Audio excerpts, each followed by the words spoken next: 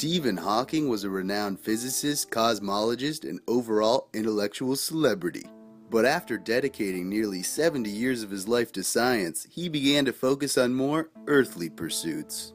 Stephen was a man who had so much knowledge. He was a master at math, he was a master at science, he was a master at physics. But there was one more thing he needed to master: sex. In 2012, Stephen Hawking was spotted frequenting various sex and swingers clubs in San Bernardino, California. When the club owner, Siavash, pulled me aside, he said, "We have a VIP tonight."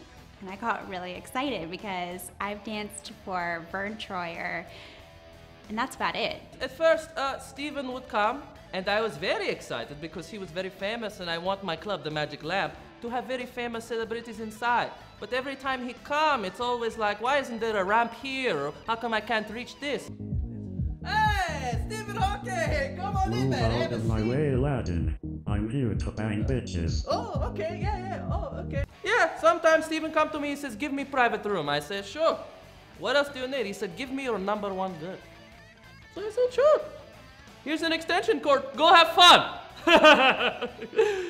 No, I think they had lots of sex, though. Oh, baby. My pants are reaching critical mass. You're releasing me. Oh. No, really. You're releasing me. Help.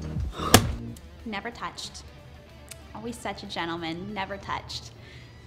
Mostly because he was physically incapable. So Stephen comes to me and he says in his voice, you know, I want to switch gears. And I was like, well, okay, fine. And I started to help him to the toilet. And he says, no, I don't mean that. I mean, I want to found a digital scientific smut company. He launched his first magazine, Black Holes, and it could be argued, oh, I am going to read these for the articles. Universities would have them as part of the library, as part of the curriculum, because it was the only place that you could read about black holes, and then also, black women having sex. After a while, I stopped seeing Stephen. And I said, what the hell is going on? And then you know what? I found that he opened his own club just down the street.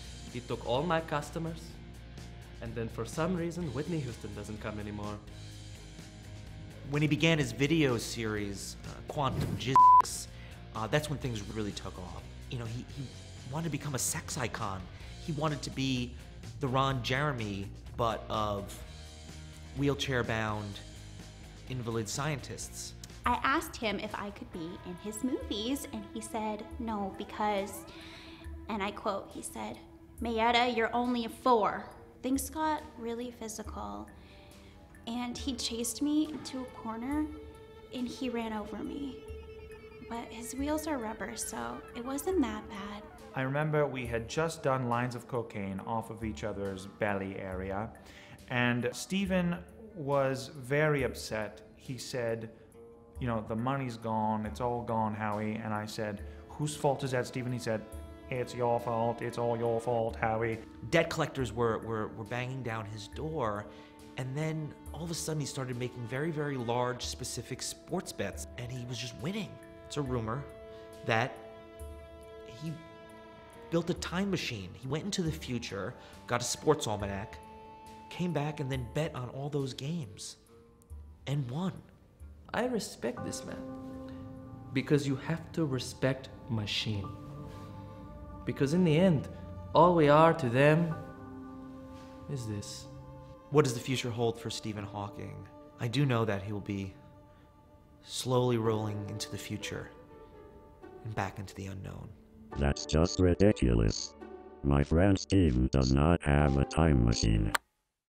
Oh, turn off that f***ing light.